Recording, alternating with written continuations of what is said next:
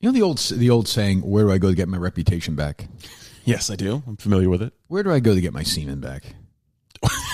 Did you leave some in your hotel room? Well, I literally, not to be graphic, spooged gallons, rivers full of semen over the years to Brandy Love. Oh, yes. And where do I go to collect that?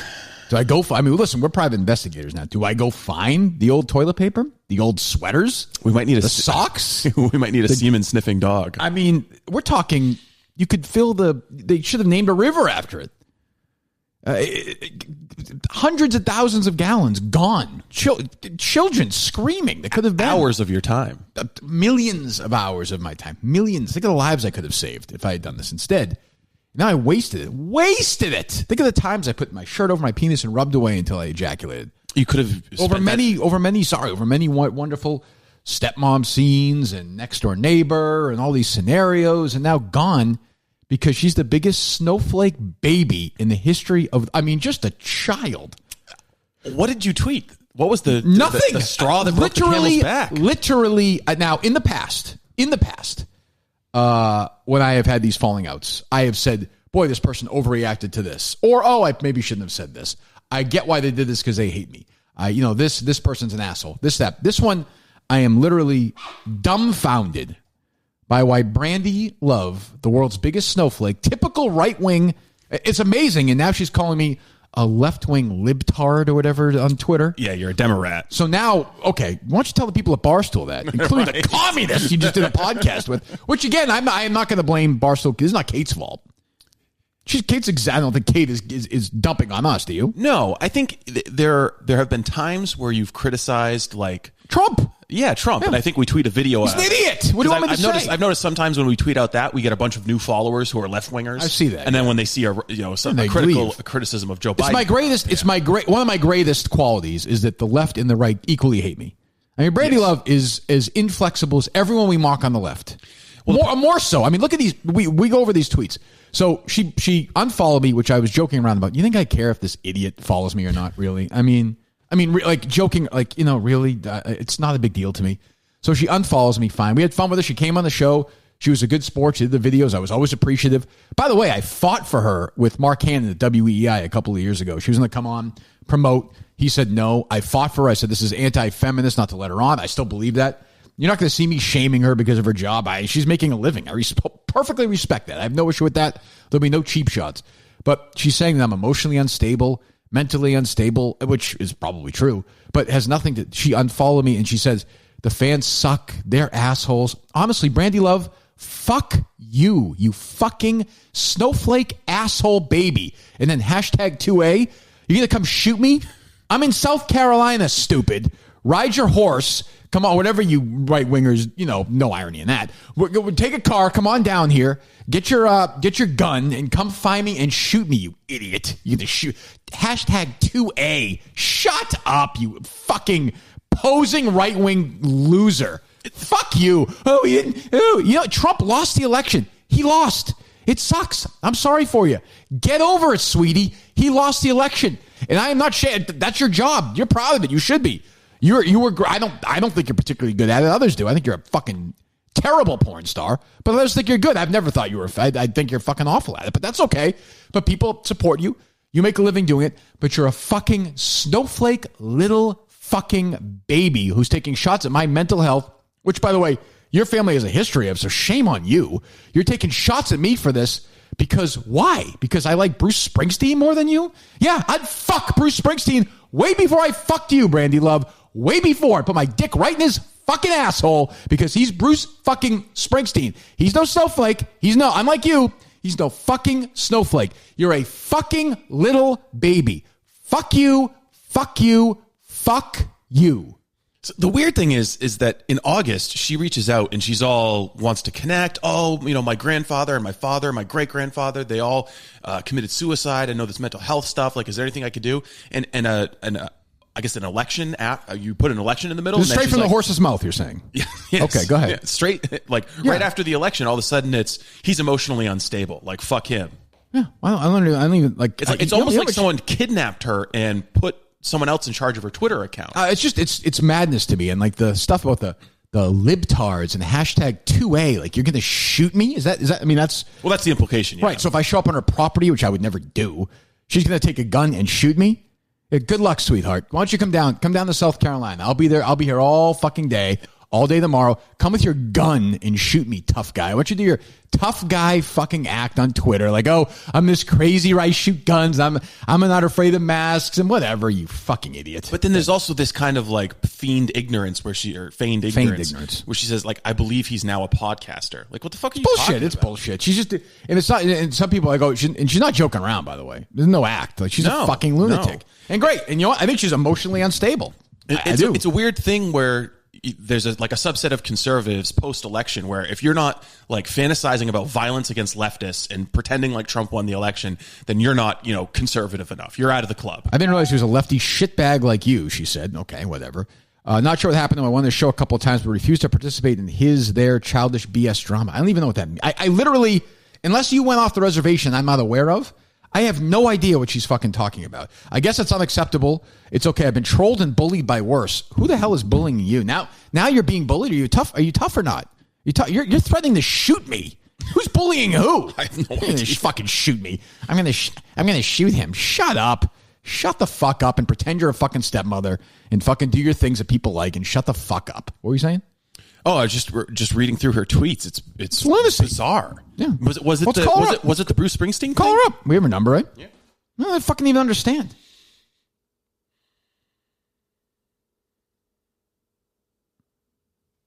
$2A. I'm so scared that you're going to shoot me. Stupid fucking idiot.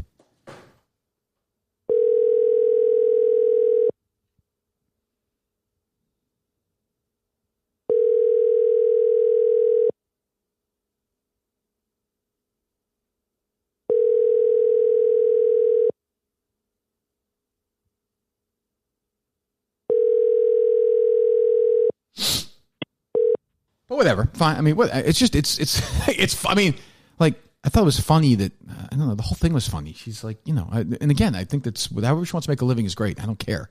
But like, the thing was always funny. I don't know where it became this, she blocked me, so I have no idea what she's tweeting now, but. I think it's all about politics. Yeah, but she's broken. Like, after the election. You were, I have people in my company who hate me because they think I like Trump. Those people aren't douchebags. According to her tweet, she said that someone said, "Well, weren't you just with Barstool the other day?" And she says, "Yeah, I was hanging out with people who aren't douchebags." Well, they're not. I mean, so the lefty communist types aren't douchebags, but you are. Yeah, and I don't. Nothing. It's Kate is. I don't care. She fucking hates Trump. That's great. But like Brandy going on there and saying that it's just so dumb. I mean, maybe it's just I'm down the middle. I don't mean this is what happens. I guess when you're independent thinking in 2020. That both sides are going to hate you, and that's fine. But that's embarrassing. I mean, really, what a fucking idiot. And then she's blocking. It's whatever. I don't think she's alone. I think she's just representative of a certain subset of right-wingers who are just like cracked after the election. They've become the MSNBC just nut job that they made fun of 4 years ago. They just can't handle it. They're living in a fucking parallel universe. Right. And and so whatever. She's gone. She's done our world. She's dead to us. Glue factory. Gone. See you later. We're done. We're moving on. I don't know. We'll find somebody else, right? Yeah, I think so. We've got some nominations already. Well, we'll get to that. I mean, I don't really care about that. Boy, it's disappointing. We got along great with her. She was on. She was playful. I'm baffled. Maybe she's just. I guess she's mentally unstable. Well, you know what? There's only one podcast, Jesus, and there's quite a few porn stars out there. That's true. That's it. But listen, I was a big fan. It's too bad. But I guess she's mentally and emotionally unstable. I mean, I don't know how else to come with a conclusion. It's a pretty abrupt change in her attitude. Yeah, she's obviously nuts. And too bad, but But I guess people that unstable are allowed to have guns where she lives. So that's fine. Good luck. I'm sure all the Kata fans will be subscribing. Well, I'm not turning it into an anti-Kate thing. I'm not turning it into an anti-Kate thing. For all I know, maybe Kate went and but I don't think Barstool Kate is going to be like, hey, Kirk Minahan is an asshole. Like, I don't think she's going to do that. No, I don't think anything. Like, what's the upside there? She obviously uses Twitter a lot. She saw something, the Bruce Springsteen thing, or you criticizing Trump or something, and a flip switched in her brain where she was like, oh, Kirk is not, part of the tribe. But why did you think I ever was? I mean, I've been tweeting stuff like this for years. I don't know. For years. I'm not sure why she would believe She's going to have to choose between her and Bruce Springsteen? I would rather have Bruce Springsteen shit in my mouth than fucking kiss Brandy Love. I mean, it's not even close. She's a zero. A total zero. Bruce Springsteen's a genius. She's, a reasonably attractive woman who, does pornography, which is great. But I'm just saying, like, this is not, and again, She also writes for the Federalist. Sure, she does. Whatever. She writes like a fucking idiot. Joe Biden's doctorate dissertation was better written. Did you see that last night with Tucker? I did. Oh my God. Jesus Christ. Writes like a fucking moron. Oh, wait a minute. No, I love Joe Biden. Sorry. Yeah. I mean, it's like she's a strong, independent woman, and she is a doctor. She is a doctor. She's the only person I'd want operating on me. Well, it's not that, but I'm just saying. It's nothing against. She's fine. I like her more than I like Brandy Love. I'll say this loud and clear. So from Sea to Shining Sea once again, Brandy Love is I hate her way more than Shirley, way more than Murchison, way more than Field, way more because we let her in. She was a friend. Well, that's true, yeah. Like the ones who burn us, fuck them. Benedict Fuck her. Brandy. Yeah, totally. I mean, yes. I mean, just disgraceful for no reason. And going out, I'm sure she'll respond well to these when these people KMS quotes and the rest of them. Oh, she won't see them. Well, KMS quotes all these people? No, she's blocked herself into her little cocoon. She won't see great open-minded thinking. Tremendous typical hardcore right-wing fucking idiot who thinks the election was fucking stolen. And it's sad. It's pathetic. And banned for life. She could try and ask. She's not going to, I'm sure. Ask for all the forgiveness she wants. She can, whatever. When you threaten to shoot me, I think we're good. I mean, she's no different, really, than fucking Richie O or any of them. What's the difference? Just psychopath. Yeah, she's armed. Yeah, I like Richie O way more than her. Way more. I just do. I mean, he has never introduced himself as anything else but a psychopath. Yeah, that's true. An enemy from the start. He's not two-faced. No. So, fuck her, really. Jesus. Oh, what are we starting with today? You think Jason Barrett's going to cover your falling out with Brandy Love? Fuck him, too. Another piggyback. He call you yesterday? I think it wasn't quoted in it. Are you sure? Yes. They used quotes from me talking about it. Oh, okay. I definitely was not. I would not talk to him at all. Oh, I just read it really quickly, and it sounded like you had talked with him. No. Definitely not. He fucking hates Barstool. He fucking consulting for EI. He can go fuck himself, too. No. Unless they manufactured some quotes, I don't think they did. Oh, no, I guess not.Maybe not. No. Nope. Did not speak to anybody yesterday. I was busy fucking working. Yeah, no shit. Fucking working yesterday. Working my ass off. Trying to fucking do shit here. I got Brandy Love blocking me, and I'm reading this stupid thing from Jason Barrett. That snake, radio consultant, slimeball, fucking half a whore. I got to deal with him. I mean, really. Sitting there fucking jerking off program directors for money. I mean, I don't have any, again, I mean that in the metaphorical sense. As far as I know. So there, you don't if he was, that's fine. Yeah, but he reports on them, so I would say it should be one of those things like when they say John Henry owns a Globe. At the end of his story, an editor's note. I masturbated the Tacoma program director before I said they had good ratings. That I think is reasonable. I think that's fair. I don't think it's happening. I don't know what the AP style guide is around hand jobs. I don't think it's happening. I am saying in a metaphorical sense. This is a guy who goes in there, takes the money, and then writes nice things. There's a word for that. Well, it's a good business if you can get it. I guess, but I have more respect for a fucking tampon circling a toilet bowl than I do for radio. Ooh, you're not supposed to flush tampons. Why not? It clogs up the sewer. It's bad for the septic system. Too bad. I bought 50 of them this morning at Publix and flushed them down the toilet at the hotel. Okay. I like doing that. Right. Maybe I'm emotionally unstable. Could be. I don't even care about coronavirus. I invited a couple of guys across the hall. We had a fucking tampon flushing party together. How you feeling, by the way? I feel great. Why? You feel great? Okay. Why, you don't feel well? I had a little bit of a sore throat when I woke up. Yeah, but you do this. Yeah, I know. Psychosomatic. Sick. I know. Probably just manufactured it. We have been not exactly observing the Massachusetts level. No, we've been okay protocols. though. All things considered. I mean, the people we've been around, they're old enough, so if they had it, they'd probably, by now. That's true. But why? You feel like you're sick now? No, I don't feel sick. I feel totally 1,000% fine. 1,000% fine. What was it? Who were you ripping? Well, first, what are we reading for? What am I doing first? Milton's. We doing Milton's first today? Did we do Milton's first yesterday? Yes. What am I doing? Oh, they're always first. Is that the deal? Yes, today they are. I didn't realize that. You have an order for this? Mm-hmm. What do you got there? What are you doing? I know. I need to show them the Milton's copy. Jesus, Miltons.com/Kirk. You have free shipping from now through Sunday. Get all your clothes, all your duds. I got my Johnny O's on right now. I got my Milton shoes on right now. I love Milton's. You can hear anybody talk like this on any podcast in the world. for the last 15 minutes, who at the same time is going to do the greatest true crime podcast of all time.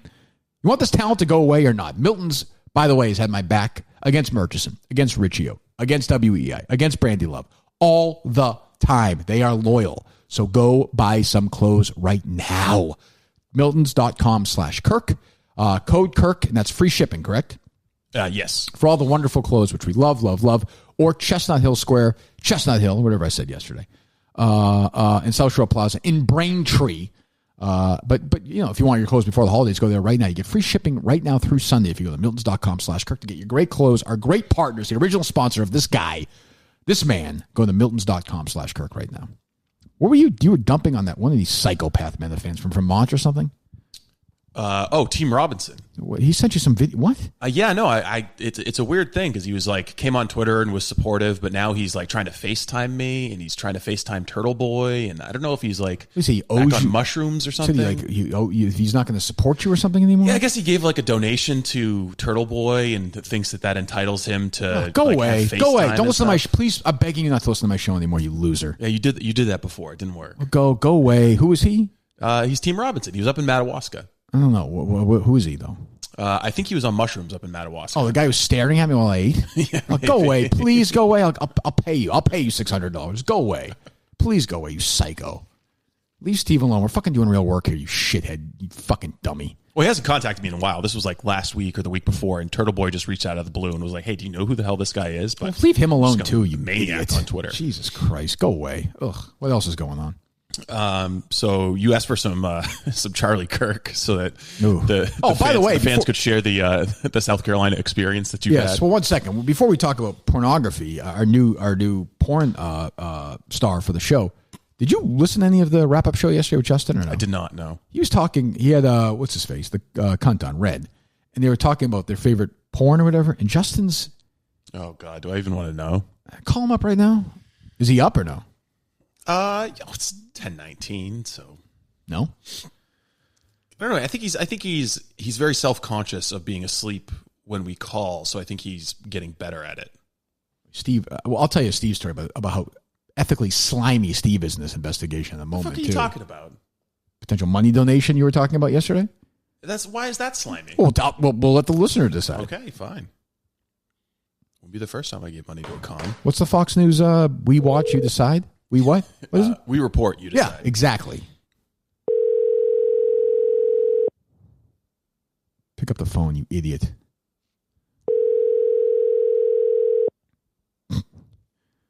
Why?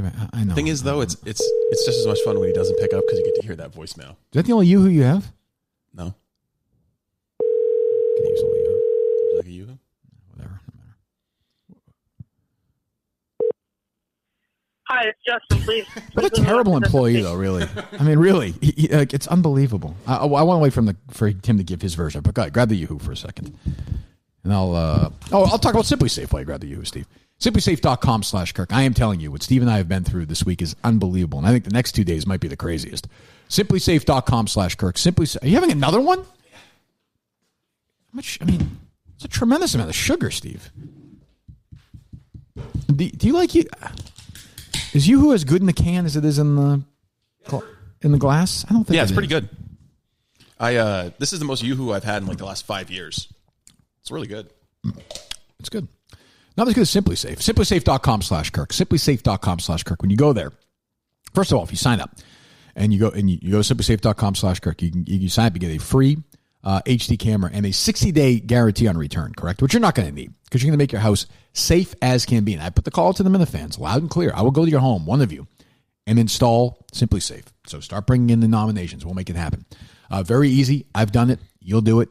Make your house 24/7, 365, total security. It doesn't get safer. I have it. I'm thrilled to have it. I wish we had it here. Trust me. Next time we're down here, next month and the month after, we're going to bring it with us. As we've discovered, it is a dangerous world out there. There are people who break into your house for all kinds of frivolous reasons. That is certainly true. SimplySafe.com/Kirk. SimplySafe.com/Kirk. Do it today. 60-day risk-free trial. Yep, and the free camera, correct? Yep. Great. We love Simply Safe. SimplySafe.com/Kirk. So yesterday, Steve and I made our little trip around the area with a retired FBI agent. We're not going to say who it was, right? Just a friend of the show. Yes, a very devoted Minifan. Very devoted Minifan. And then we're done, and we're looking to speak to somebody else who is currently incarcerated. Correct, yeah. And so we go in there, and there's the thing on the right, and Steve's like, one of us said, you punch us in the... Yeah, the whole prison system's kind of fucked up right now, the visitation system, because of COVID, obviously. Mm-hmm. All the government employees are using it as an excuse to not have to do their jobs and just sit around twiddling their dicks. We did see some of that yesterday as well. There was a little dick twiddle. Where they were treating us like shit in one of these places, but whatever. So we go and we actually find out that it's not a way to register to get to talk to somebody. Yeah. It's a place to donate money. It's a reverse ATM. The man's crimes are about as heinous as it gets. Think old friend DEC. That's what I would say, right? Yes. Yes. And Steve says, well, it wouldn't be the worst thing if we threw him some money. Maybe he'll talk to us. I'm like, I am not going to give him the commissary or whatever so he can buy fucking Doritos. Okay. It's just a disagreement of tactic. It's a tactical disagreement. Yeah, but when he refuses to talk with us, you're going to be like, yeah, should have slipped him $20. He could talk to us for $20. He remembers the name. Look, these people don't have a lot. Steve, I don't see what you're doing. Okay, you do what you do. I'm looking the other way. All right. Well, fine then. Then on some level, you do morally approve. I don't know anything. No, I don't. I don't know anything. I don't know anything. I don't know anything. You need me up on that wall giving money to. This is gonna be part of the receipts to your friend Wajia, right? Yeah. I'd like to expense this donation. Well, is that tax? Can you get a tax write-off for that? I don't think so. I think it's just handed over some cash. We actually, I think I told you yesterday when Whitey Bulger died. Your high school buddy there who murdered him. Yeah, DeCollegiero. Yeah, Howie and I. You weren't there that day we talked to Andy Nolan about DeCollegiero? Because you had said you didn't know that I went to school with him. Was that a Carano day? A Carano day or a Cullinane day? I don't think so. No. I feel like it was more recent than or maybe was that an EEI day? No. Well, I called Andy Nolan and had somebody. I wasn't calling Andy Nolan then. So I don't know who. Yeah, I don't remember that. Nope. Okay. Because I would have brought up the story about how Howie and I wired him $100. That's good. I'm sure they helped him. I think Paul DeCollegiero I went to school with for a little bit, then he left. I was telling you, I think he had like a year or two left. He was part of the Providence crew. Yeah. Yeah. They actually, the Wedge, who I hate, and Casey Sherman book on Whitey's years when he was gone was actually pretty good. Did you read that? No, They did a good job. They did a good job. No, Casey Sherman also persona non grata.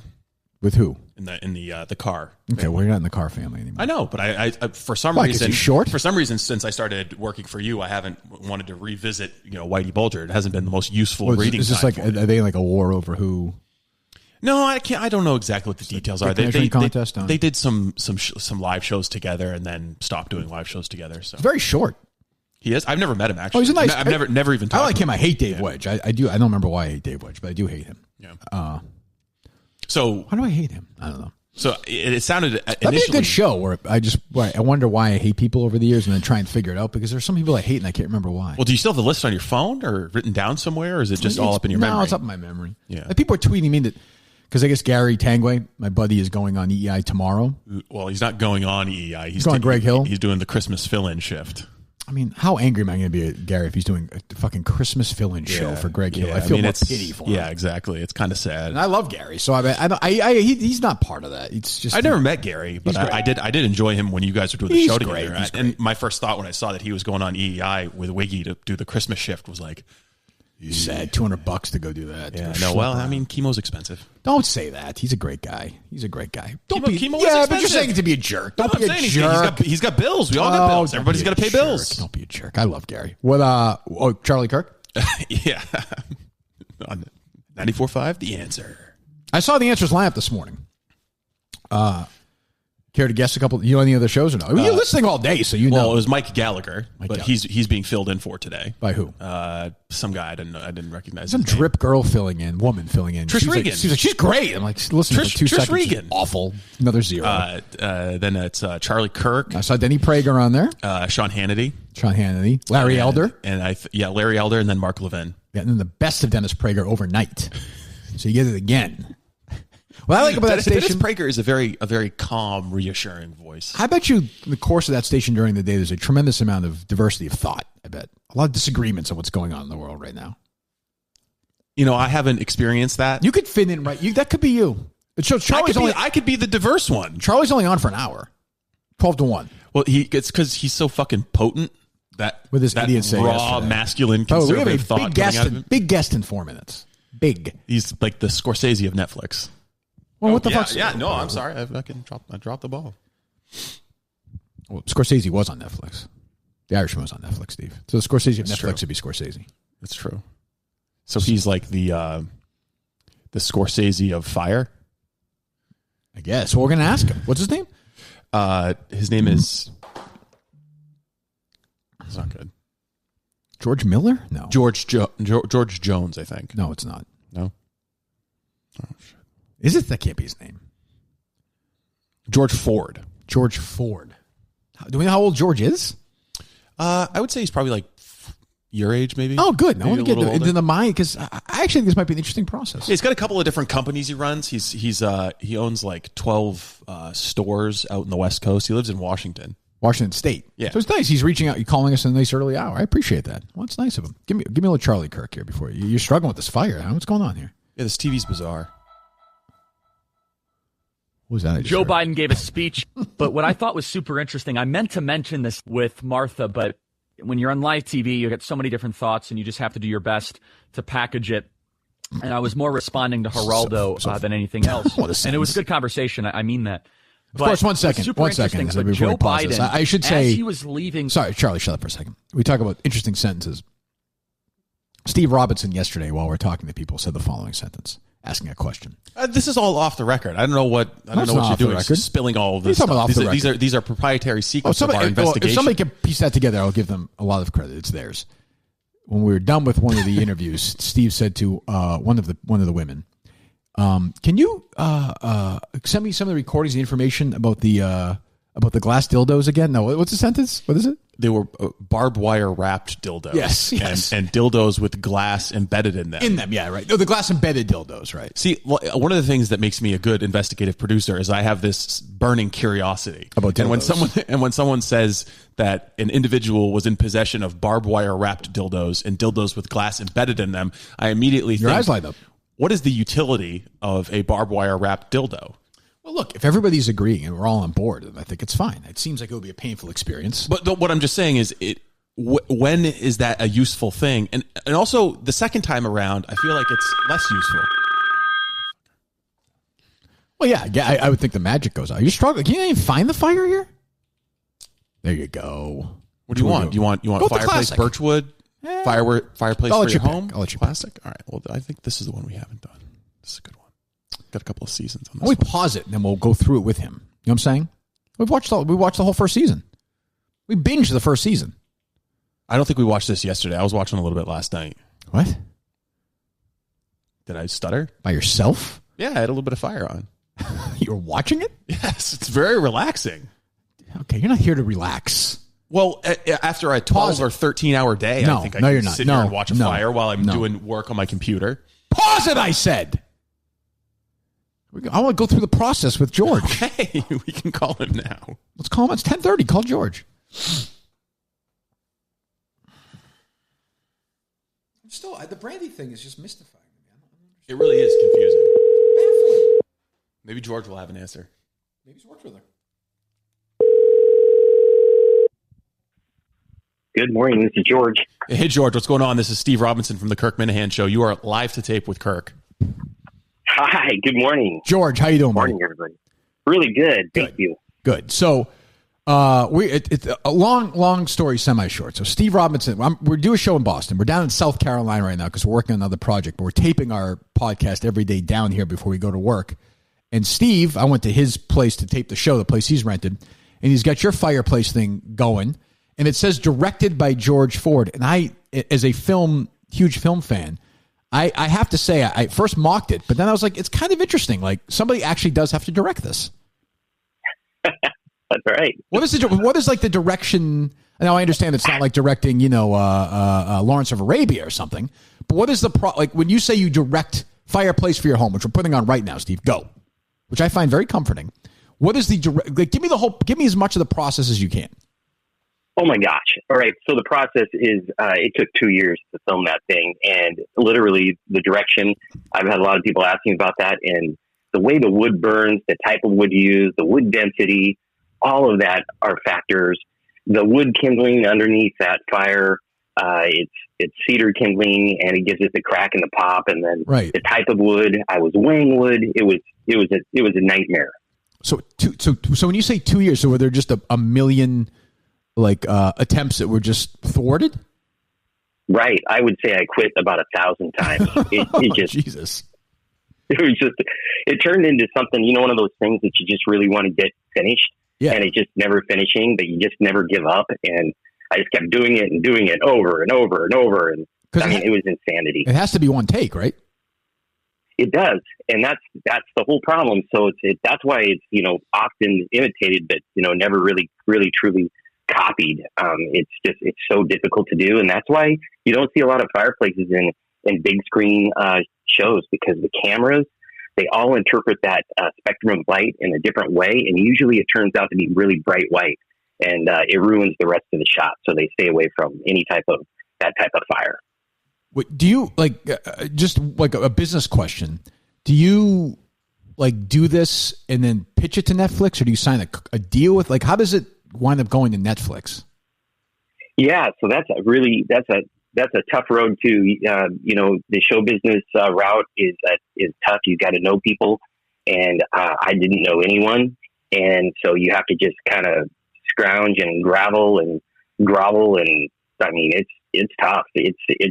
There's no real right path. I don't know if I have a suggestion for anybody, but as a filmmaker, it was very difficult way to go. It's crazy. Does it get a lot of, it must get a lot of views, especially, are people watching it like crazy? Do you have any idea of knowing? Yeah. So, as Netflix, they don't publish their numbers, right? So I try to start predicting, but the cool thing about Netflix is they have most popular. And so a week and a half ago, it showed up on most popular. And then, so all my friends are calling me, hey, it's most popular, just so you know. And then there's a thing called trending. Yep. And then that trending comes up. Well, last couple of years, they've been posting these notices top 10 on Netflix now, right? So it's the top 10 shows. And the last couple of years at Christmas time, I think it was number 2 for several days. So it's pretty cool to be number 2 on Netflix, and it's a fireplace. So, yeah. I imagine you're going to do another one next. Do you just start in months before? Yeah, so I have tons of fires. I've got all kinds of. I've got probably 200 titles that people, and I've got about 150 that no one's ever seen. Right. Here on hard drives and everything. And so I'm pitching it all the time to various places, and a lot of people, a lot of places just say no. And I'm hoping that Netflix will say, hey, let me see the other ones, because I've got some really cool ones. Mesquite Fire. I even made a fire and did a fire for a really cool movie. It's called Cold Pursuit, starring Liam Neeson. Yeah. And so behind him there's a fireplace that no one's really ever seen. It's a variation of the classic fire that's on Netflix, but it's different. And so, I'm hoping that more people will pick them up. What would be great in a post-pandemic world, say a year or two from now, Christmas season, you're going to the regular movies, going to the movie theater, in December, having this in front of me for 20 minutes of that stupid trivia or something. I would like that. That's what I would like. Steve said something yesterday on your podcast that was pretty awesome. He said, quote, deep in evolutionary biology. And I'll tell you, if more people watch The Fireplace, I think it would calm people down, relax people more, and it'd just be a really, nicer place to live. So, George, when did you discover that you just had this love of fire? Did that precede your filming? Don't make him out to be a pyromaniac, Steve. He obviously loves fire. He has a passion for it. I love fire. Well, is Scorsese in the Mafia? I'm just saying, Let the man speak. All right, I'm sorry, George. Go ahead, please. It's pretty funny. So back when I was a little kid, I lived on this farm. We had this house. It was built in 1892, and there's this crazy furnace that's down in the basement, and no one wants to go down in that basement. It's only got 2 light bulbs. It's dark. It's cold. It's scary. And for 6, 7, 8-year-old kid like me going down there with just pure pain and suffering. And, you're walking up the stairs, leaving, you're looking behind you because something's going to kill you. And my dad showed me how to make this fire in the furnace. And he showed me, he goes, hey, you got to make this fire last all night long. So here's what you're going to do. Don't use this wood, use that wood. And so he started to show me how he sorted the wood. So I would stoke this furnace. And then if I wanted to get warm in the morning, I had to go down there at 7-year-old, 8-year-old, at 6 in the morning, 5:30 in the morning. You go down there and put wood on for the whole family. It was a crazy experience, one that I'll never forget. And I'm so thankful for, because not a lot of people get to grow up that way. And I really appreciate just common stuff like heat in a house. Do you do more of what I guess I would call traditional filmmaking as well, or no? No. I am just background scenic, the relaxing stuff now. Now, when you go out and hang out with family or friends, like if you're doing a camping trip or something like that, are you known as the fire guy? Does everybody look at you and just expect you to be the person who's going to start the campfire? Yeah, I get that a lot, and sometimes I fail with that part. So I'm the guy that's. Actually, last time I didn't. Everyone was like, "Hey, I'm going to do this fire," and a couple of people failed at it, and then I come back with this old rotten stump. And I said, this is the perfect fire. This thing's going to burn out all night. And it was kind of rotted. And yeah, I'm always challenged with the task. And I routinely fail. Well, how many ones do you have on Netflix right now?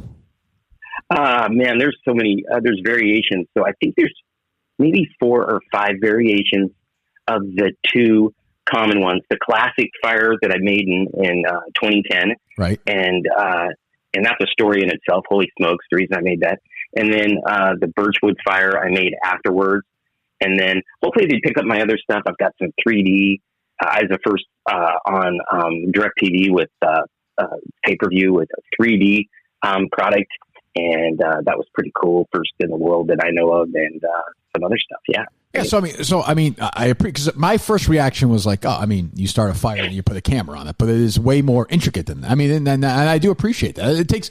It's a study in patience, really, because I would not have the patience for this. I'd lose my mind if I did 1,000 of these and they kept screwing up. It would drive me nuts. It would drive me nuts. Absolutely true. The different brand of cameras, it gives me a whole new feeling for what filmmakers really go through. Kind of like what Tom Cruise goes through, right? When he's filming Top Gun. And I'm a pilot myself, and I just love that kind of thing. But you've got shutter speeds, you've got temperature settings in the camera, you've got all kinds of just different cutoffs you could create. Those cameras are really complicated, and to get the right shot is really difficult. And that's why you don't see a lot of fireplaces on television and on streaming platforms that really look very good, and it's hard to do. Well, we appreciate it, George. We'll check in with you down the line. Thanks so much. Okay, you got it. Thanks, guys. Thanks, George. Love your show. Thanks, buddy. Bye bye. Thanks, George. I mean, come on. What a great guy. He's a great guy. What a great. It is very interesting to think about the unique ways people scrape together a living, Well, I mean, but again, there's a market for it. Yeah. He loves the show. Who knew? He even quoted you. It was kind of magical. I think he's more of a Steve guy. You think so? Yeah. I think the 2 of you could build a fire together. And I am the guy who originally turned it on. Sure. No, I understand. No, I think you guys have a bond. I appreciate that. I think we butt heads because I'm the fire starter. Well, I'd be like, I want to start the fire, and he'd be like, but I'm the professional, yeah, and I'd be like, yeah, well, I mean, just because I don't film my fires doesn't mean I'm not good at starting fires. But you couldn't do that. I could. You couldn't make a movie that good. Look at that. Look how beautiful that is. Look at that. That is a clean frame you're looking at right there. It's pretty good. I'll admit. That's perfect. It's pretty good. I never thought of that too. That's got to work. It's got to be like I think he should expand into other niche markets, like a house fire. I don't think there's a big market for that. You don't think so? I don't think people want to watch houses burn down. No? I would disagree with that. All right, I guess it's just me. Huh. It is calming, though. If this had been on earlier, I wouldn't have been as mad at Brandy, I don't think. Though I do hate her. That's probably true, yeah. What do we have? Which one do you want to do? We could do Policy Genius. All right, good. Well, Policy Genius. I mean, you go to policygenius.com, correct? Yes. Policygenius.com, a new sponsor this week, and we appreciate having them on board. We enjoy having them on board. And you enjoy them too, I would think, if you want to save $1,000. If you don't want to save $1,000, okay, here's the deal. Hit 30, hit 30, hit 30, then listen to the show. That's what I would say. If you want to save $1,000 at least, you might want to stick around for the next minute or so. PolicyGenius.com, plain and simple, insurance. They'll bundle it for you. They'll look around. You want to go nationwide? You want to go progressive? And if you aren't doing as well as you would be, so what they do is you go to PolicyGenius.com, and they'll take a look at 30 or 40 different insurance companies, whether it's car, home, as Steve was saying, pet. They'll bundle it together for you. And if you're going to be saving more money than you were before, they'll take care of it for you. PolicyGenius.com. You'll save on average $1,000. Look, the licensed experts are going to take a look at your information, and they're going to match you up with the insurance company that can give you the best rate possible. And so, I mean, I'm sure everybody could use an extra $1,000 to spend on tickets for Madawaska. Did you say extra $1,000? An extra $1,000. I think you said extra $1,000. Oh, maybe I did. Why would you say it like that? Maybe I did. Maybe you did? Just to get people thinking about PolicyGenius.com. Why would they get them thinking? Saving $1,000. You think about how you're not a genius. Saving $1,000. Well, that's different. Saving $1,000. Yes. Okay. Well, anyway, PolicyGenius.com. Again, I mean, there's zero risk to go to the site right now. Just go and take a look around. See if they can make a deal for you. They'll do it, and they'll save you on average. I mean, it could be more. $1,000. PolicyGenius.com. Go see PolicyGenius.com right now. Our new friends, PolicyGenius.com. All right, what else? Well, there was that an exploration in the New York Times wondering how this ever could have happened to Jeff Toobin. Well, I knew this was going to happen. I mean, I'm not. Wouldn't the more interesting piece be, like, how did Jeff Toobin ever become a respectable legal pundit after he impregnated his coworker's daughter and then tried to intimidate her into getting an abortion? Well, he was famous before that. For the O.J. Simpson stuff. Yeah, I mean, but still, I think he became more famous in the modern era. Cable news became more important. Yeah, I would say, maybe. He's always on CNN. He's never really been that famous. Like the average CNN, person, CNN watchers know who he is. Right, but the average American knows who Jeffrey Toobin is. That's true. But I read that, and it's just basically trying to almost like apologize for the guy. And it's very weird. They kind of just allied over him impregnating his coworker's daughter by just like, he has another daughter with this person. She's a legal analyst. But you should be fired if he impregnates a coworker's daughter? No, but I think that the problem was he was trying to bully her having an abortion. That's kind of but I think that if you're doing an honest exploration of the rise and fall of Jeffrey Toobin, you might explore that angle a little bit more. Yeah, but there's also a lot of people. They just get people who feel bad for him. It's like the guy jerked off in a Zoom meeting at work. Like, you lose your job. I mean, there are still rules. You lose your job. I'm sorry, you lose your job. You pull your dick out in front of male and female coworkers, you're going to lose your job, and you masturbate.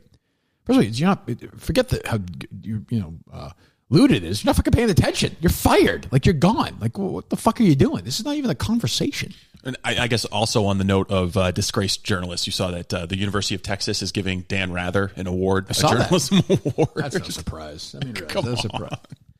I have to say, Joan Vanacchi, I can't believe I'm saying this, from the Globe, actually wrote a good column. Did you read it?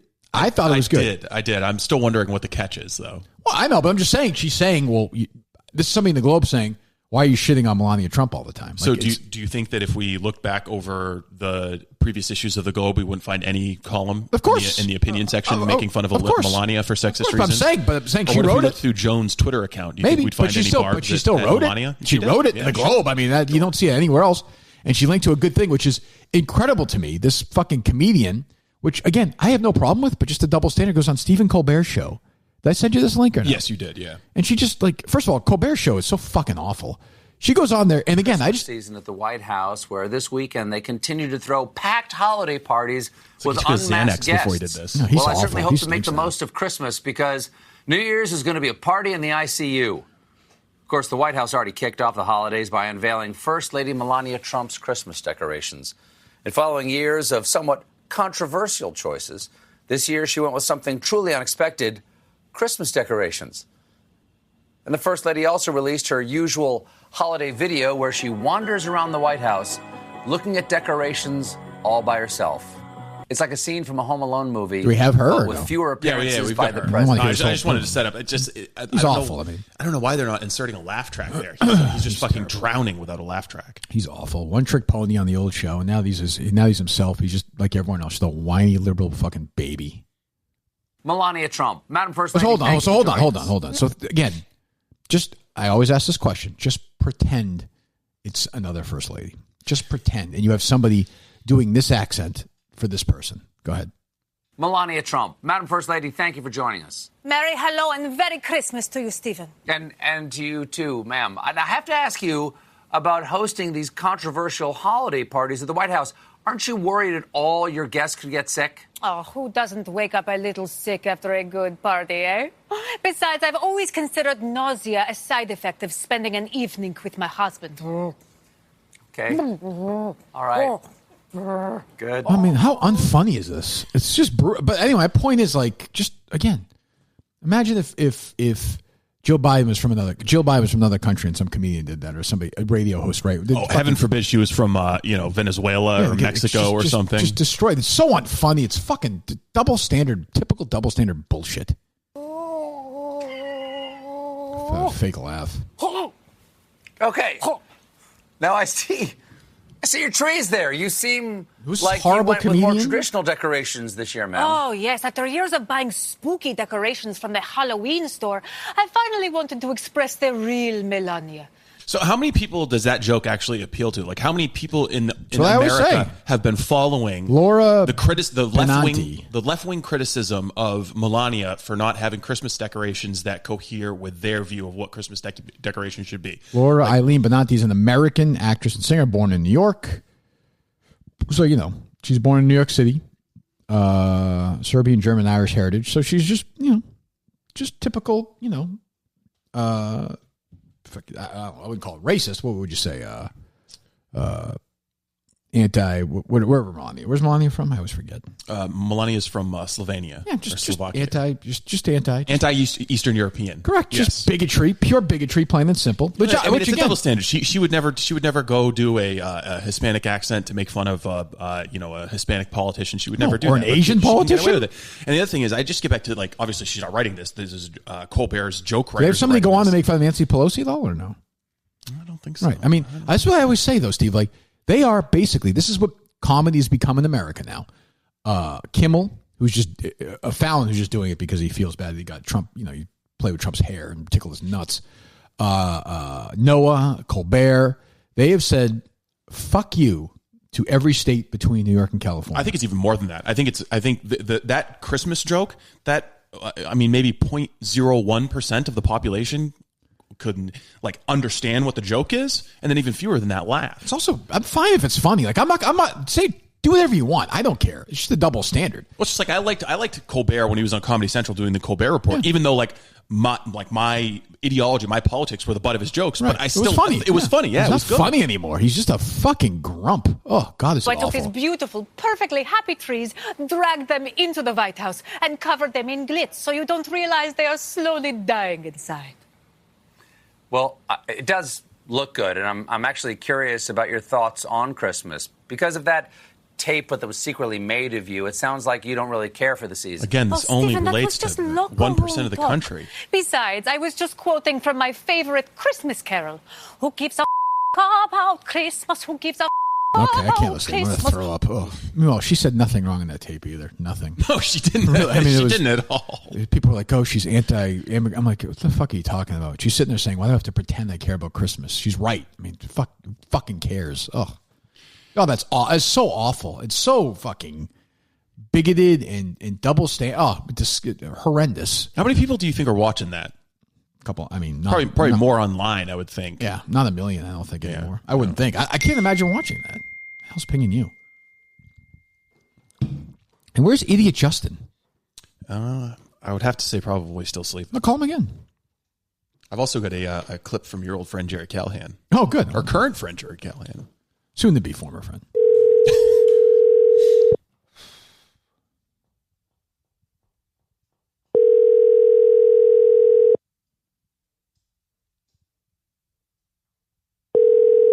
The song, that guy makes a nice fire.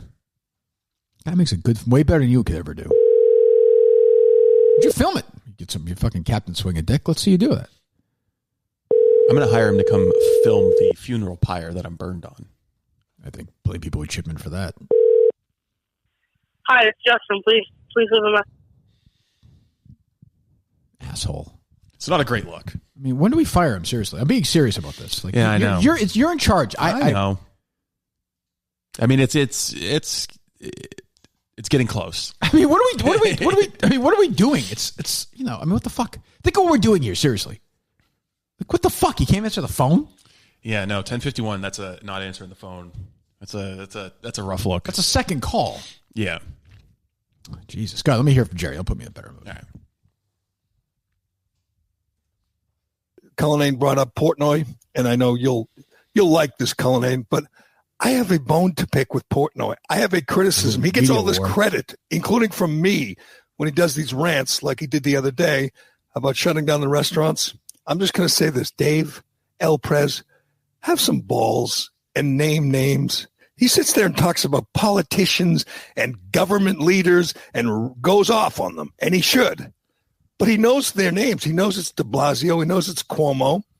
Why can't he just say that? I've seen, restaurant owners whose livelihoods are on the line single out de Blasio. We've seen many of them single out Cuomo. That's what the restaurant owners in Staten Island, the gym owners who've been shut down, they name names. What is Portnoy afraid of? Is he afraid that de Blasio will come after him or Cuomo? Why can't he single them out? I don't know. I don't think he's afraid to name them. Hey, why wouldn't he? I don't know. I think he's just ranting, and I think he's just speaking for a general community, and he's probably in his head because you've said this all the time. But I actually agree with Dave Cullinane. I don't think Dave's ducking fucking de Blasio. Or Cuomo. I don't think so either. And I think I could be wrong, but I don't think that's what's happening. I think what Jerry misses is that Dave's message is far more effective because he's not limiting himself just to a conservative audience. Right. But I think everyone knows who he's talking about. I think you would say that. I just think he gets in this, I don't think so. Maybe Jerry's right, but I don't think Dave's like, I'm scared of fucking. And I think we're way past the point if you're not going to name elected officials anymore. I think we've moved past that. I mean, they're selling de Blasio clown shirts, aren't they, Barstool? I haven't seen them. I thought KFC's doing that. Oh, maybe. I thought he did that with de Blasio. I don't know. I think that's right. But either way, like, it's just like, I don't think that's what's going on. But boy, Jerry's spitting fire going at him. Media war. This is going to be huge. Jesus. two titans of podcasting. Will they have the balls to swing back? I don't know. But hey, good for Jerry. It would be kind of funny if Portnoy did just take a dump right on his chest. I think he likes Jerry. Jerry's very loyal. During the whole Brady's penis, kid's penis gate, Jerry had Dave's back. I think Dave likes Jerry. Brady's kid's penis gate? Brady's kid's penis gate. Yeah. Howitzer gate. Yeah. I think Jerry, he dumped all over Dave, and Jerry had his back. To Jerry's credit. What else? Anything else? Did you see Andrew Yang might be running for mayor of New York? That'd be interesting if Portnoy got behind Andrew Yang. Sure, it's Mike's guy. And install your mayor. Yeah. Have we heard from Geary at all or no? I have not heard from Geary at all. Okay. We're going to see him in a few weeks, right? Yes. Very soon on the 4th. On the 4th. Mm-hmm. Is that right? His first day of Patreon action too? Yes. Has he updated his Patreon at all with new videos? I haven't checked lately. New material? I'm gonna guess no. He's still busy taking classes, How's this idiot not answering his phone? Not Mike. Mike's an idiot too, but I'm saying this idiot. Could be his phone's dead. Could be he's off working hard doing some project. Who, Justin? Yeah. You think that's what's going on? Could be in the middle of a run. Could be. I guess that's true. I suppose that's true. No, there are no updates to the Patreon page so far. Put your money in so far. Boy, you are getting literally a bang for your buck. Have you been billed yet? I don't know. It's a good question. No, you never look at your credit card statements. That's not true. But I don't. Wouldn't it be every month or no? Yeah, once a month. I think he supposedly set it up so that you'd be billed in January, not. Oh, is that right? December. Well, no, okay. Yeah. Well, okay. He's not stealing yet. So. No, I haven't signed stealing up yet. Soon. Are you going to or no? Yeah, sure. No. Anyway, Justin said on his thing that the porn he likes is like college. I heard it. Like go find it. Look up last night's thing. It's like college. I don't know. But how far in do you think it would be? It's like a few minutes. It's 4 or 5. I don't know. They're talking about porn stars, and Red the Cunt mentions... The unfollow came from Twitter. This is Twitter's fault. And then that sparked different things down the road. And then there was the clapback today from Kirk on Periscope. And then some Minifans were getting into it. Mima, especially, and some other folks. maniac. Exploited college girl. There, yes. Is the one go back. Bring in go back. She fits. You did just say Brandy was your number one. Hold on. Oh, you mean your number one, like on the list of replacements? Right. If we can't fit, yes. Maitland's coming in. I don't know if you have a choice. Listen to for this. somebody that could replace him. I'm not a MILF guy. I'm not a MILF guy. I'm into those like it's called XCOG. I don't know if you're familiar. I'm not. Is there Star Wars involved in this? Is this? No, it's not. It stands for Exploited College Girl.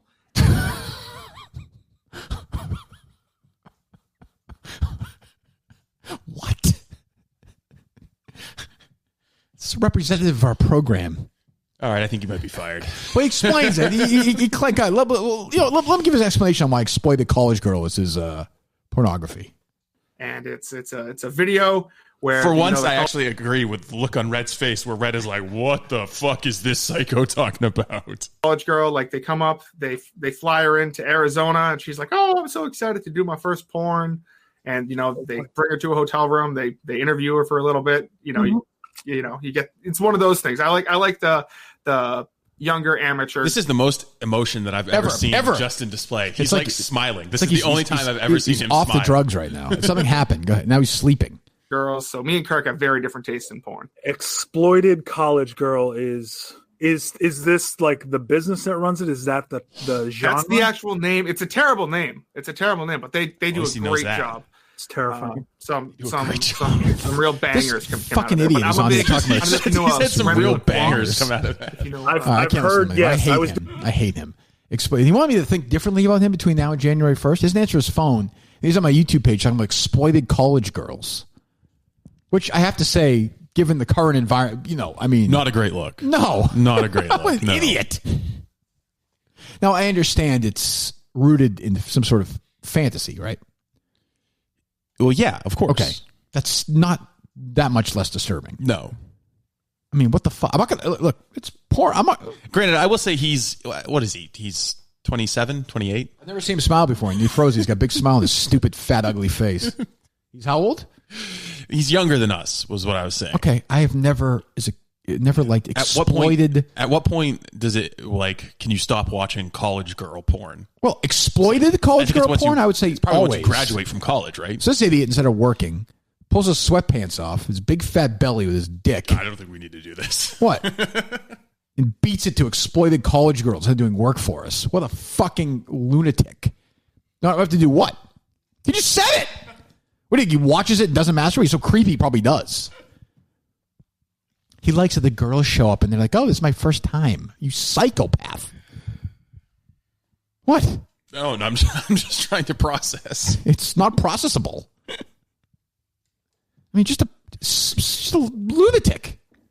Right or wrong? Could be a title for the new podcast. What's that? Exploited college girls. God. Well, no, that's not true.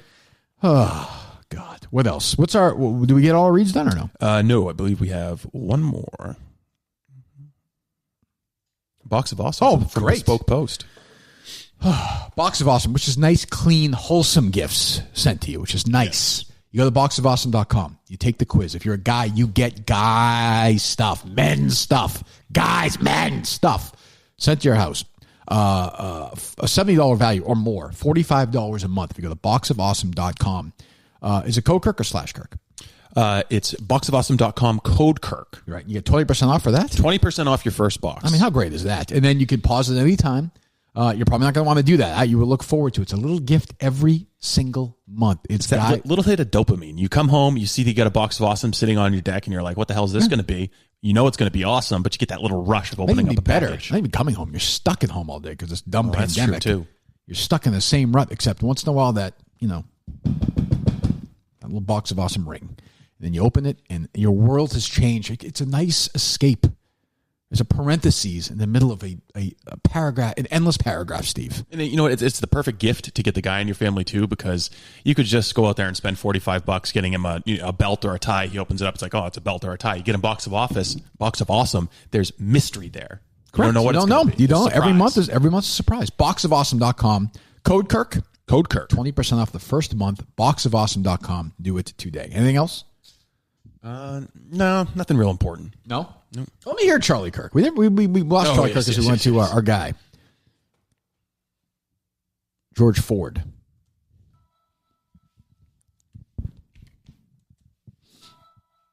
The hell is that? Joe Biden gave a speech, but what I thought was super interesting, I meant to mention this with Martha, but when you're on live TV, you get so many different thoughts, and you just have to do your best to package it. And I was more responding to Geraldo than anything else. And it was a good conversation. I mean that. But thank it was you for super your interesting. honesty, Joe. But Joe Biden, as he was leaving the stage, he ignored a reporter's question that was screaming at him saying, what do you have to say about your son who's under federal investigation? Just very interesting. Joe Biden went through a speech trying to rub in the face the fact that the Electoral College certified him as the winner. And what I found to be very interesting is Joe Biden was continually saying, it's time to move on. It's time to move on. Now, many Republicans are also saying this. This was kind of this was a fundamental part of Mitch McConnell's kind of speech. He is down on Mitch McConnell, man. I heard him to turn the page. He doesn't like that. What a lot of these people don't understand, because they live in an atmosphere of just people that agree completely with their... really, Charlie? what would that be like? Oh, God. Fucking idiot. Most of the country actually does not want that to happen. Most of the country actually wants to see intense, thorough investigations into precisely what happened in this election. It's not true. Precisely what happened is Donald Trump shit all over mail-in balloting. Biden liked it because we were in the middle of a pandemic and people hated Trump, and Joe Biden won the presidency. It's pretty fucking simple. I mean, the reality is, like, I know some people think I hate Trump. Some people think I love him. It's okay. Trump had a phenomenally successful night at the election. He didn't win. He had a phenomenally successful presidency. Well, that's true. Economically back at home, without COVID-19, he's one of the most successfully in terms of economics. Well, that's one true. of the most successful presidents ever. What I'm saying is, foreign policy. Like, what I'm saying his re-election campaign was great. I mean, he got more votes, I think, than any Republican president ever. He just lost. He lost. I mean, I know some people don't want to hear that. Joe Biden got more votes than Donald Trump and got more electoral votes than Donald Trump. Was there some shit going on? I'm not going to say yes or no, but was it major? No.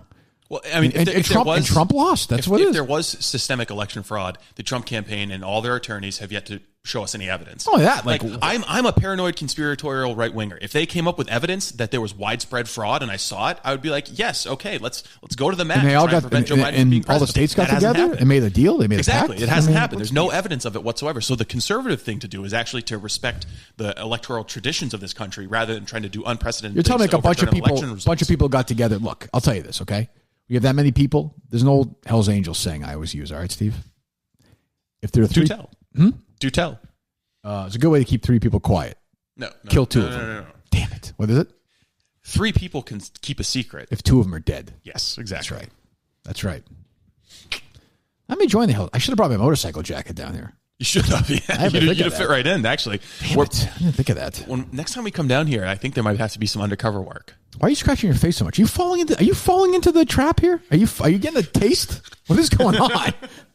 I get an itchy beard. Has to slow down your appetite. That dinner last night you were telling me about. Jesus. Oh, God. What did you eat? I ate myself sick last night. This is from Ronald Reagan. From Cookout. Yeah. Our buddy, the ghost of Ronald Reagan, recommended this place. What did you have? I had a spicy fried chicken sandwich. Okay. With French fries. Okay. With hush puppies and 2 corn dogs. Hush puppies, you mean the... Yeah, they're like little doughy fried things. So you had French fries and that?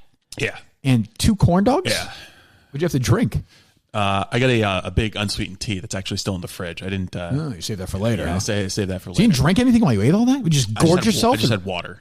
Here, sitting right there? Sitting right here. Yeah, I gorged myself. Staring at the fire? No, I was watching Homeland, obviously. You just pounded it. Yeah, so they have this... I didn't even ask for it, and the very kind Southern lady threw it in.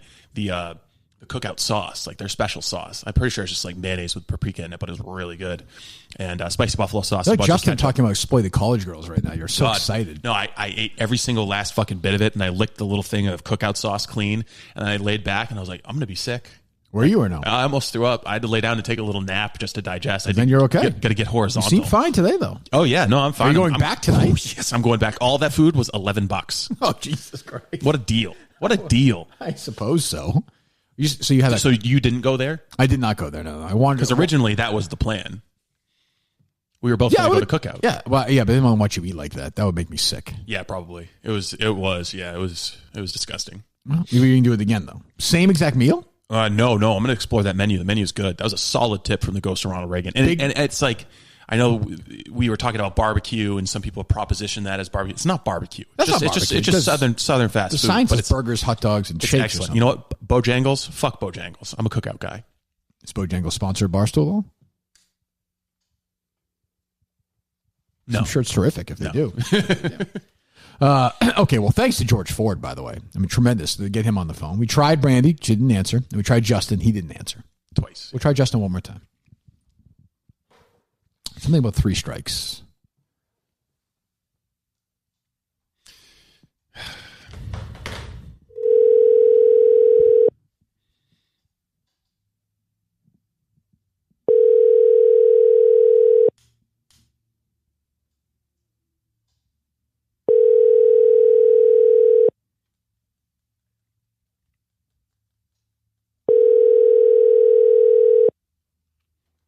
How bad is this? I try not to overreact.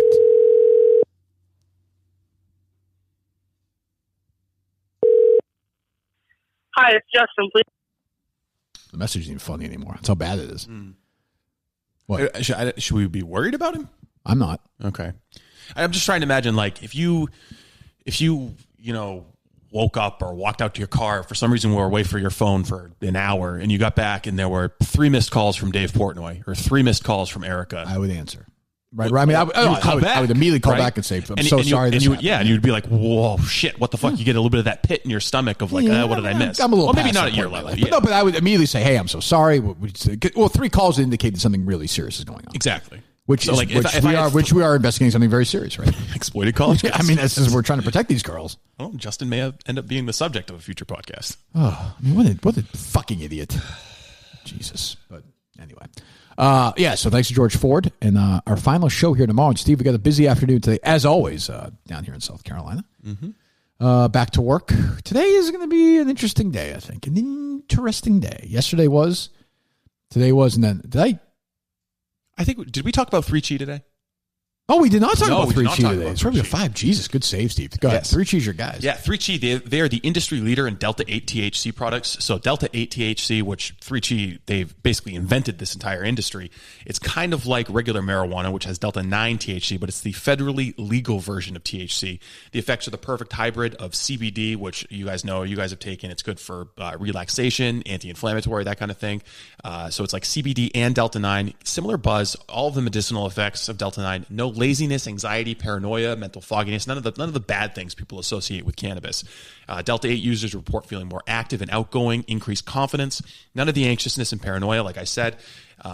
If you want to take advantage of the deal through the Kirk Minahan show, you can go to 3chi.com. That's the number 3, CHI.com. You can get vapes, gummies, tinctures, oils. You can make your own edibles, however you like to cook it. Got to be 21 to purchase. Use code Kirk at checkout to receive 5% off your offer. Again, 3chi.com. Just try it out. Might be good for you. You might like it. Me? I would definitely like it. Also, I don't want any more paranoia. I'm plenty paranoid this week. Maybe I should be taking more of this. Some paranoia is justified. Sure, but I mean, it's not healthy to be that paranoid all the time. 3chi. Sometimes it is if it keeps you alive.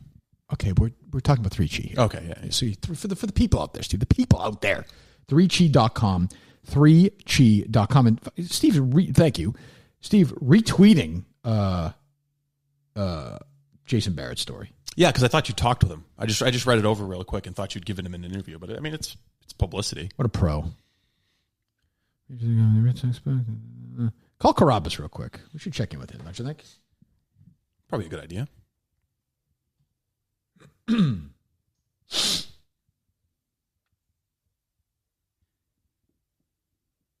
He's not in New York still, is he? No, he's back, I think.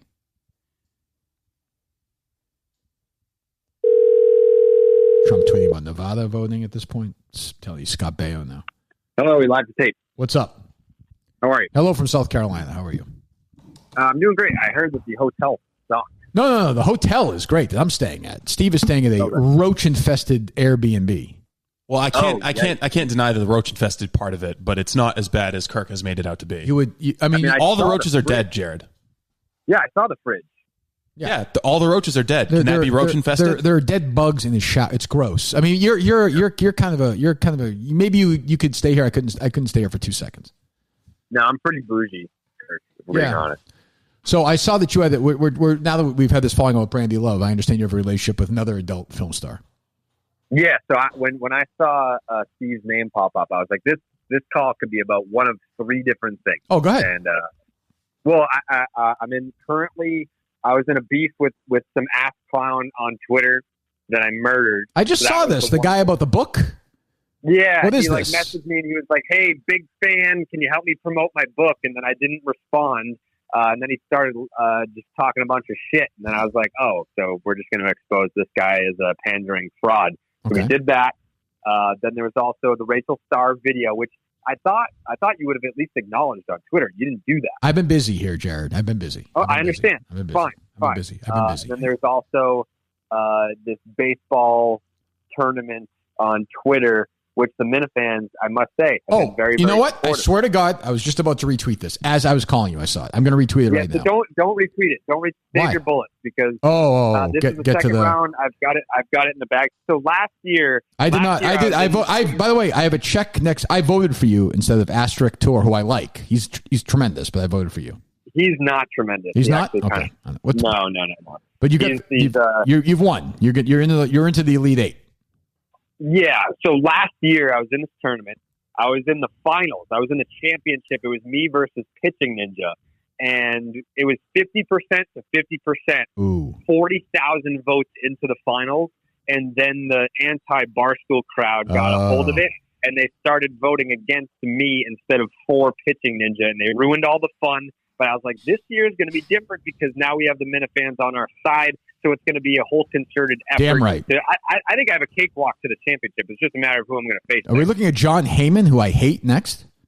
Yeah, that's probably the easiest matchup that I'm going to have. Okay, so you're in the final 4. You're going to be facing Philip Hughes. Is that the former right-hander? Yeah, then that's going to be easy too. So there's going to I have a clear path to the championship. It's just a matter of if I'm going to face Trevor Bauer or John Boy or Pitching Ninja again. What about Jeff Passan? He's like the Adam Schefter of baseball. Jeff Passan, yeah, you're right. I could get Passan. And I see Pitching Ninja is still there. Yeah, so there's one of those 4. The best competition besides me is on the other side of the bracket. Yeah, that looks like a loaded. I don't know any of these people. It looks like a loaded. So you're guaranteed. You're saying you don't need me until the finals? Yeah, I don't need you until the finals. I'm already there. Okay, all right. So when is that going to be? Probably like 4 days from now. Oh, so it's going that fast. Yeah, it's usually every day that they do it, but maybe the championship is longer. I can't remember. I don't think that they announced dates or anything. But the Minifans already took it upon themselves to get involved here, so I can't. Well, you're part of the family. I mean, that's how it works. Part of the universe. I know. Yes. Yeah. Everything else is good. Everything else is good. Did you enjoy your time in New York? I saw you tweet the other day or something. Do you think you might miss New York or something? Did I see this or what? So we usually do like update with Jared's therapist on this show. Yeah. And we were talking about this on Monday morning when I had my regularly scheduled therapy session. Okay. And I was like, I loved my time in New York, not just being in the office, but like I enjoyed the city. And she was like, why do you think that is? And I was like, well, I think it was the first time that I was there where I didn't have to be. Like I wasn't forced. I didn't live there. That wasn't home. Like I knew that I was still going to get the chance to leave. So I was there for a week, got the chance to enjoy it, had my exchange with Dave, which was very cordial, as you saw. I enjoyed my time there. If I did go back, I wouldn't go back.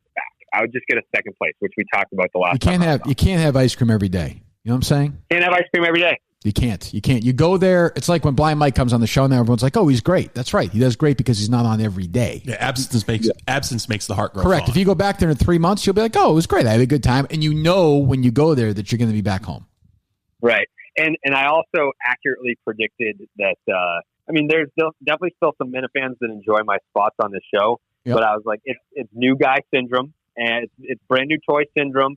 And Ryan Whitney did an awesome job on the show. Great episode. And I was like, that's the new shiny toy. They're going to love him now. No. And they're going to compare me to him and say that he's better. No. He was electric. He was electric on the show. He was great. he was great. And I think it's the new shiny toy. So they're going to be like, all right, if we compare Carabas to Carano, that's a blowout. Sure. Now we have Whitney versus Carabas, and I mean, I wouldn't be surprised if majority votes for Whitney. But if Whitney had been on as many times as you, and then you came on the first time and told your stories, it's all recency bias. If it's 6 months from now, you would have to look at it. Right, and also I've kind of I invented the show. I'm sorry? I invented the show by teaching me how to do podcasting. Correct. Yeah, sure. No, right. I've been indebted to you forever. There's no question about that. There's no question about that. Everything else is good? Everything else is good. How are you? How are you? Good. We're doing well. We're doing well down here. When's our trivia coming up? The three of us are doing trivia, right? Jared. We're doing trivia, me, you, and Steve, the week after Christmas. Did you know this? I didn't. They didn't tell me. Jeff Lowe texted me. Did I send it to you, Steve, or no? Yeah, I think so. So we got to figure out what our category is. So it's the three of us. Yeah. Well, are you going to be in? We're doing show. Are you around next week or no? I'll be here. I'll be wherever you need me to be. All right. So we're doing shows Monday, Tuesday next week. Is that right, Steve? Yes. All right. So one of those 2 days. Okay. Yeah. Whenever you need me, I'll be here. All right. We'll figure it out. I'll talk to you. All right. See you, buddy. Bye, guys. All right. So we'll do Carabas next week, and then we'll lay it out then because I think that's important. Yeah. Well, we got to do some strategery. We got to figure out what our subjects are going to be. Yes. Well, I think. Yeah. I mean, we'll spitball with Jared. So thanks to 3Chi. Thanks to Simply Safe. Thanks to Milton's. Thanks to Policy Genius, and thanks to I'm blanking on the fifth one. Box of Awesome. Oh my God, how can I forget Box of Awesome? I love. Thanks to Jared Carabas and George Ford. I'm like anybody else can have those two guys on the same show. I could be wrong. I don't think so. You never know. I don't know. Although we failed to get George Ford's opinion of the war between Kirk Minahan and Brandy Love. I'm sure he would have had some great opinions on that. And thanks to Justin and Brandy, we tried to talk to, and we'll talk to you tomorrow. This was pretty reprehensible. I don't know how it can be anybody's idea of humor.